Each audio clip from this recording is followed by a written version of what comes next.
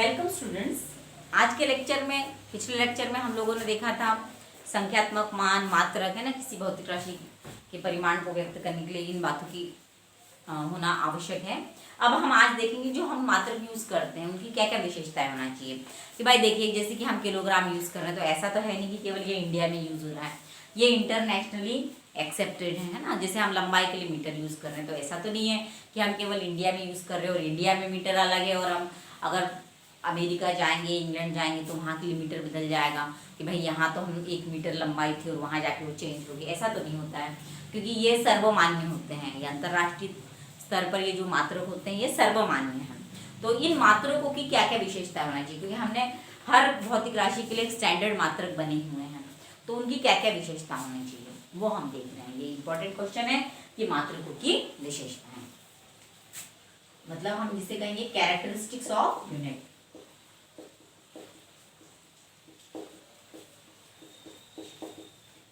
इसे हम क्या कहते हैं, कैरेक्टरिस्टिक्स ऑफ यूनिट्स। पहली विशेषता है कि वह सुपरिभाषित है। ठीक है ना, कि वह क्या होना चाहिए, सुपरिभाषित।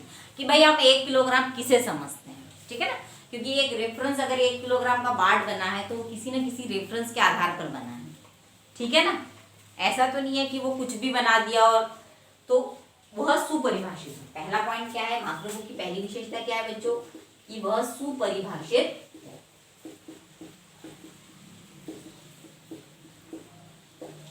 दूसरा पॉइंट है कि जो हम मात्रक जो भी यूज करते हैं वह उचित आकार का होना अति आवश्यक है। ना तो वो बहुत छोटा हो और ना वो बहुत बड़ा हो, यानी उसका उचित आकार भी इंपॉर्टेंट है। तो पहली विशेषता है कि वह सुपरिभाषित हो। दूसरी क्या है कि वह उचित आकार का हो।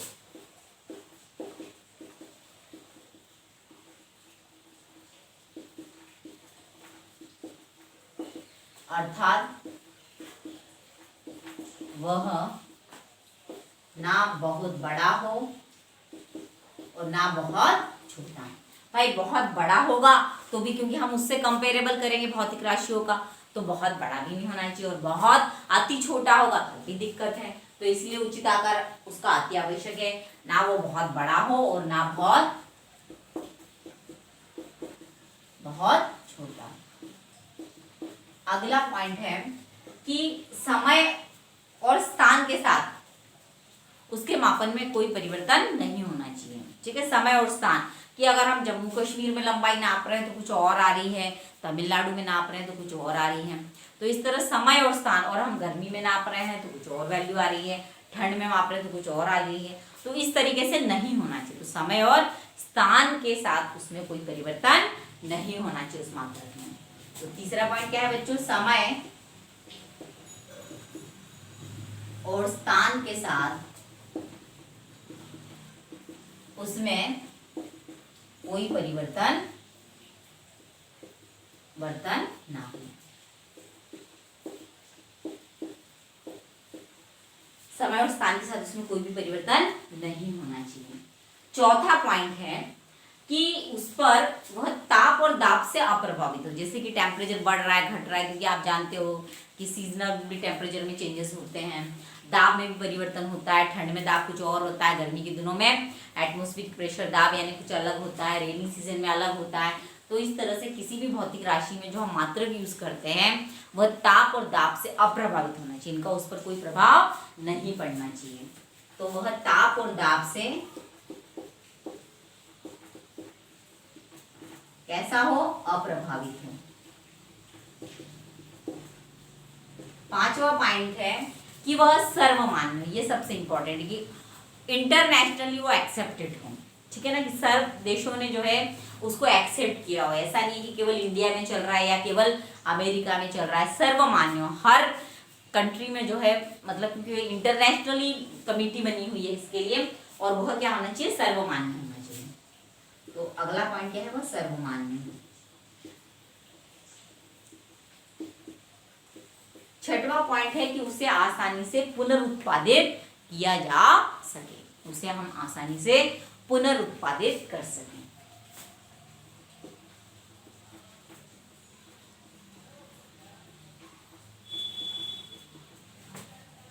उसको हम आसानी से क्या कर सके बच्चों, बना सकें।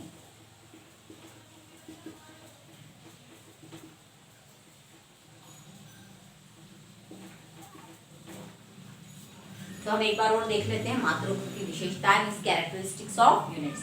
तो पहला है कि वह सुपरिभाषित हो, ठीक है। दूसरा पॉइंट है कि वो उचित आकार का हो, अर्थात वो ना बहुत बड़ा हो ना बहुत छोटा हो।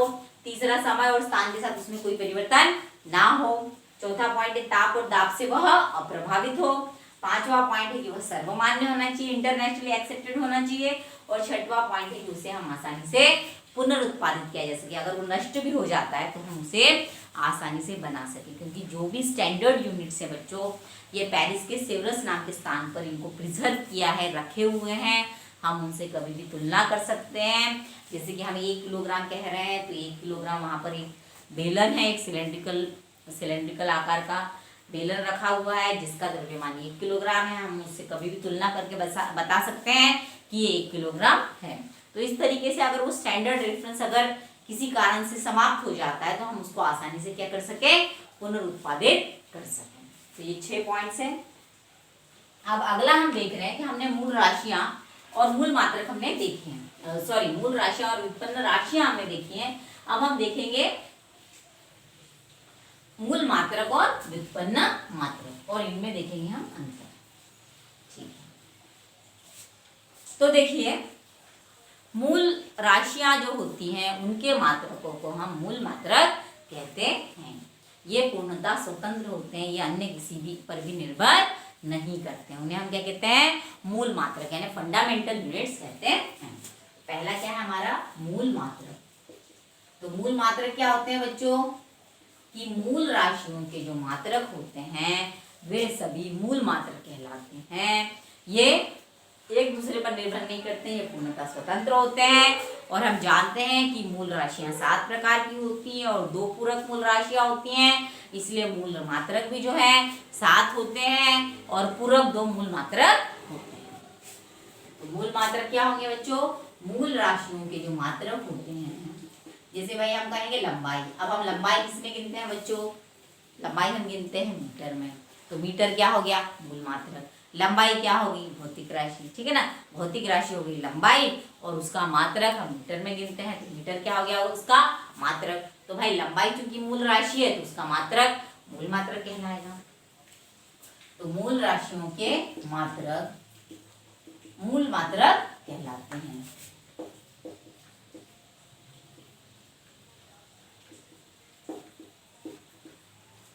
ये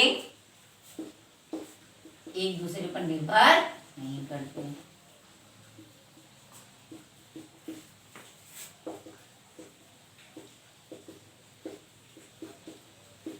ये क्या होते हैं, पूर्णतः स्वतंत्र होते हैं। जैसे मूल राशियां होती हैं स्वतंत्र होते हैं। मूल मात्रक, चूंकि मूल राशियां 7 प्रकार की हैं तो मूल मात्रक भी 7 प्रकार के होते हैं।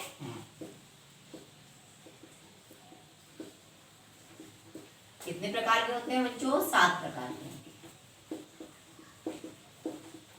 और साथ में 2 पूरक मूल मात्रक होते हैं। 2 पूरक मूल राशियां हैं, समतल कोण और घन कोण, तो उनके 2 जो है पूरक मूल मात्रक भी होते हैं और 2 पूरक मूल मात्रक होते हैं।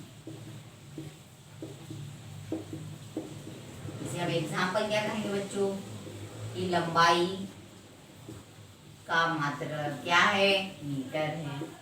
तो मीटर क्या हो गया, क्योंकि लंबाई क्या है, एक ऐसी है मूल राशि है, ठीक है। तो इसीलिए उसका मात्रक मीटर जो होगा ये भी क्या होगा, मूल मात्रक होगा। द्रव्यमान का ये सभी 7 के हम अभी देखेंगे, अभी शॉर्टकट में देख लेते हैं। द्रव्यमान का मात्रक क्या है, किलोग्राम है। द्रव्यमान हम जानते हैं, द्रव्यमान कैसी राशि है, मूल राशि, किसी पर निर्भर नहीं करती है, अपने आप में स्वतंत्र होती है। इसे व्यक्त करने के लिए किसी अन्य राशि की आवश्यकता नहीं है, इसलिए द्रव्यमान क्या है, मूल राशि है। और उसका जो मात्रक है हम किलोग्राम यूज करते हैं, ये भी मूल मात्रक है।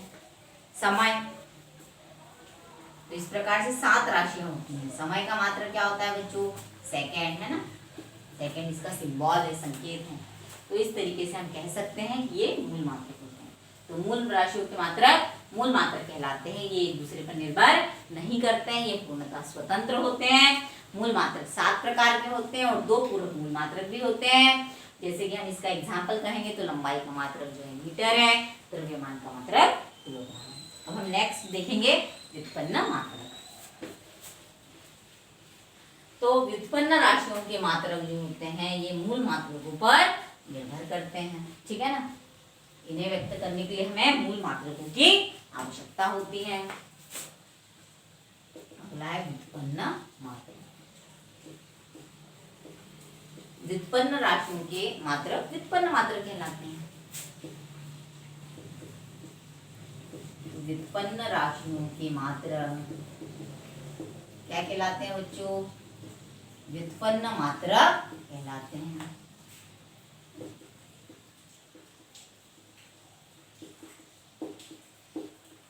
व्युत्पन्न राशियों के जो मात्रक होते हैं व्युत्पन्न मात्रक कहलाते हैं। ये मूल मात्रकों पर निर्भर करते हैं।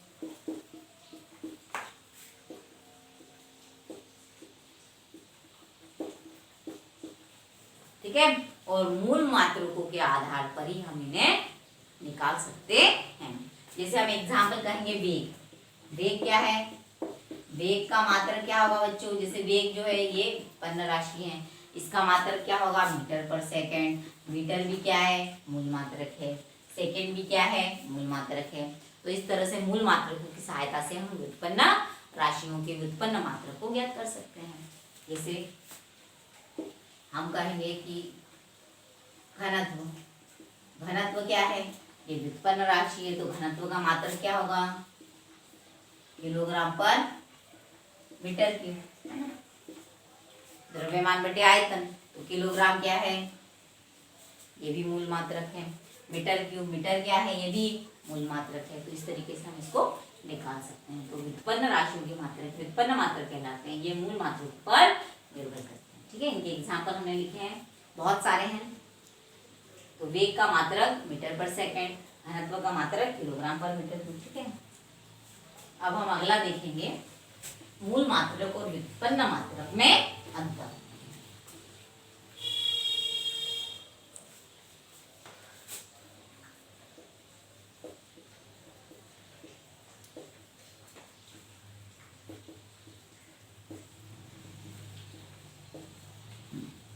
देखिए, पहला पॉइंट हम लिखेंगे कि मूल राशियों के मात्रक मूल मात्रक कहलाते हैं।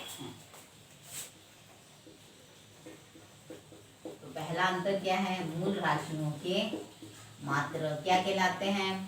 मूल मात्रक कहलाते हैं।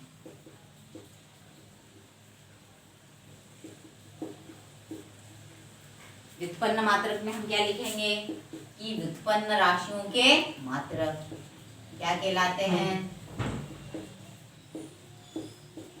व्युत्पन्न मात्रक कहलाते हैं। मूल राशियों के मात्रक मूल मात्रक कहलाते हैं, उसी प्रकार व्युत्पन्न राशियों के मात्रक व्युत्पन्न मात्रक कहलाते हैं। मूल मात्रक क्या होते हैं बच्चों? ये पूर्णतः स्वतंत्र होते हैं।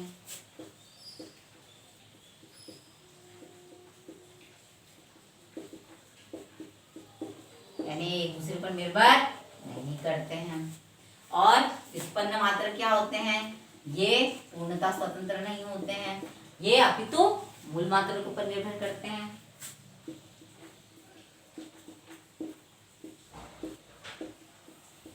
इन्हें व्यक्त करने के लिए हमें मूल मात्रकों की आवश्यकता होती है। तीसरा, इनकी संख्या 7 है ना। मूल मात्रक कितने होते हैं? 7 तरह की मूल राशियां हैं, तो मूल मात्रक में कितने होते हैं? 7 होते हैं। इनकी संख्या 7 है तथा 2 पूरक मूल मात्रक होते हैं।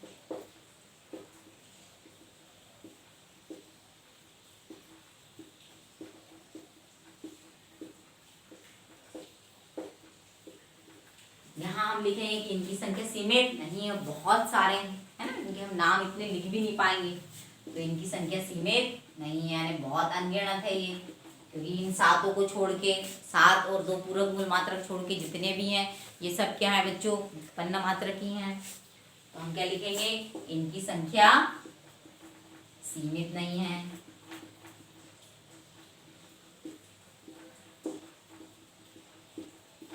नेक्स्ट पॉइंट हम क्या कहेंगे, इनके एग्जाम्पल लिखेंगे। इसका एग्जाम्पल क्या लिखेंगे, मीटर, किलोग्राम, सेकेंड, केल्विन आदि सभी मूल मात्रक हैं, है ना। आदि सभी क्या हैं, मूल मात्रक हैं। और यहाँ क्या लिखेंगे हम, भाई आप लिख लो, जैसे वेग का ऐसा, वेग का मात्रक मीटर पर सेकेंड, घनत्व का मात्रक क्या लिखेंगे हम, किलोग्राम पर मीटर क्यूब। ये सब क्या है, व्युत्पन्न मात्रक हैं। तो अंतर बहुत आसान है कि मूल राशियों के मात्रक मूल मात्रक कहलाते हैं, व्युत्पन्न राशियों के मात्रक व्युत्पन्न मात्रक कहलाते हैं। ये पूर्णतः क्या होते हैं, स्वतंत्र होते हैं, और ये पूर्णतः स्वतंत्र नहीं होते। इनकी संख्या 7 होती है मूल मात्रकों की, और 2 पूरक मूल मात्रक भी होते हैं, और व्युत्पन्न मात्रकों की संख्या सीमित नहीं है। इसके एग्जाम्पल हम लिखेंगे मीटर, किलोग्राम, सेकेंड, केल्विन, ये सब क्या है, मूल मात्रक हैं। और वेग का लिखेंगे, व्युत्पन्न मात्रक में हम क्या लिखेंगे कि वेग का ऐसा ही मात्रक क्या है, मीटर पर सेकेंड, घनत्व का क्या है, किलोग्राम पर मीटर क्यूब आदि, है ना। अब हम अगला पॉइंट समझते हैं। हम लिखेंगे मूल मात्रक, क्योंकि 7 प्रकार के हमें इन्हें समझना आवश्यक है। तो मूल राशि, मात्रक और संकेत, ठीक है। मूल राशि,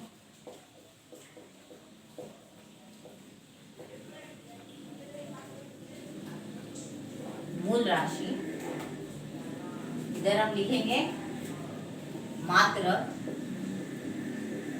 और इधर हम लिखेंगे संकेत, ठीक है। इसको समझते देखिए, हम पहली मूल राशि लिख रहे हैं लंबाई। तो लंबाई का मात्रक क्या है, मीटर, और इसका संकेत क्या है, एसआई में जो हम यूज करते हैं, ठीक है। इसको हम क्योंकि हम मात्रकों की पद्धतियां देखने वाले हैं। देखिए लंबाई, मूल राशि लंबाई 7 प्रकार के होते हैं, उन्हें हम समझ लेते हैं। ये एसआई पद्धति में यूज होते हैं, ये भी हमें ध्यान रखना है, हम देखेंगे ये भी। तो लंबाई का मात्रक क्या है बच्चों, मीटर। इसका संकेत हम क्या लिखते हैं, स्मॉल एम, ठीक है। दूसरा क्या है, द्रव्यमान। दूसरी राशि क्या है, द्रव्यमान। ये मूल राशियां हैं, 7 प्रकार की हैं, तो 7 प्रकार के मूल मात्रक हैं। द्रव्यमान का क्या है, किलोग्राम मात्रक, यही हम स्टैंडर्ड यूज करेंगे। इसका संकेत हम क्या लिखेंगे, केजी। तीसरा हम क्या लिखेंगे बच्चों, समय। समय का क्या है मात्रक, सेकेंड। भाई हम भले ही हम मिनट, आवर, ठीक है, लेते हैं, पर इसका एसआई पद्धति में जो है इसका हम हमेशा सेकेंड ही लेते हैं। इसका संकेत क्या है, एस। चौथा ताप। ताप का हम क्या लेते हैं, एसआई मात्रक, ठीक है, मूल मात्रक केल्विन। इसका संकेत क्या है, ए, ठीक है। फिर उसके बाद में 5वां क्या है बच्चों, विद्युत धारा। विद्युत धारा का हम क्या लेते हैं मात्रक, एम्पियर, एसआई में। मूल राशि मूल मात्रक, इसको किससे दर्शाते हैं हम, कैपिटल ए से। 6वां है ज्योति तीव्रता, इसको हम क्या कहते हैं बच्चों, कैंडेला। इसका जो ज्योति तीव्रता भी एक मूल राशि है, और इसका मात्रक क्या होता है, कैंडेला। इसको हम स्मॉल सी और स्मॉल डी लिखते हैं, क्योंकि देखिए अगर आप ऐसा लिखेंगे तो एक कैडमियम बन जाएगा, केमिस्ट्री में कैपिटल सी, और स्मॉल डी लिखेंगे तो कैडमियम बन जाएगा, इसलिए हम कैंडेला को ऐसा नहीं लिख पाएंगे। कैपिटल सी कैपिटल डी लिखेंगे तो इसको हम सी डी कहेंगे, यानी कॉम्पैक्ट डिस्क, ये भी गलत है। इसलिए इसको हम कैसे लिखते हैं, स्मॉल सी और स्मॉल डी, और इसे क्या कहते हैं, कैंडेला। फिर अगला है पदार्थ की मात्रा। इसको हम, ये केमिस्ट्री में बहुत यूज होता है, इसे हम लिखते हैं मोल से दर्शाते हैं, और इसका संकेत क्या है बच्चों, स्मॉल MOL, ठीक है, स्मॉल MOL संकेत, ये ऐसे ही हमें ध्यान रखना है। 2 पूरक मूल राशियां भी होती हैं, उनके भी देख लेते हैं। 2 पूरक मूल राशियां, उनके मात्रक, एक तो है समतल कोण। कोण जो है हम डिग्री में नहीं लेते हैं, एसआई में हम किसमें लेते हैं बच्चों, रेडियन में। और इसका संकेत क्या है, RAD। दूसरा हम लेते हैं घन कोण, इसका क्या है, इसका एसआई में मात्रक जो होता है, क्योंकि ये मूल मात्रक है, पूरक के लिए जो होता है स्टेरेडियन, और इसका जो संकेत है ये क्या है बच्चों, एसआर। तो इस तरीके से ये होते हैं। अब हम अगले इसमें हम देखेंगे मात्रकों की पद्धतियां। तो देख लीजिए एक बार, हम और देख लेते हैं इसको। ये एसआई में जो है 7 तरह की हम मूल राशियां लेते हैं, तो उनके 7 तरह के मूल मात्रक होते हैं। मूल राशि, मात्रक और संकेत हम दिख रहे हैं, ये हम एसआई पद्धति के लिए लेते हैं, एसआई सिस्टम के लिए। अभी हम 4 तरह की पद्धतियां देखेंगे, सीजीएस, एफपीएस, एमक्यूएस और एसआई। तो मूल राशि है लंबाई, इसका मात्रक मीटर, संकेत इसका होता है मीटर। द्रव्यमान, इसका मात्रक होता है किलोग्राम, संकेत होता है किलोग्राम, केजी। समय, इसका मात्रक है सेकेंड, इसका संकेत है एस। ताप मूल राशि है, इसका मात्रक है केल्विन, इसका संकेत है के। विद्युत धारा, इसका मात्रक है एम्पियर, इसका संकेत है ए। ज्योति तीव्रता, इसका मात्रक है कैंडेला, स्मॉल, सीडी है इसका संकेत। पदार्थ की मात्रा, इसका मात्रक है मोल, और इसका संकेत है स्मॉल MOL। दो पूरक मूल राशियों के 2 पूरक मूल मात्रक होते हैं, जैसे समतल कोण, तो इसका मात्रक होता है रेडियन, और RAD, स्मॉल RAD। और घन कोण का है स्टेरेडियन, और इसका संकेत क्या होगा बच्चों, स्मॉल SR। तो आज के लेक्चर में इतना ही। आगे के लेक्चर में हम मात्रकों की पद्धतियां देखेंगे। तो ये आज के लिए इतना ही, इस लेक्चर के लिए हम इतना ही देखते हैं। Thank you students.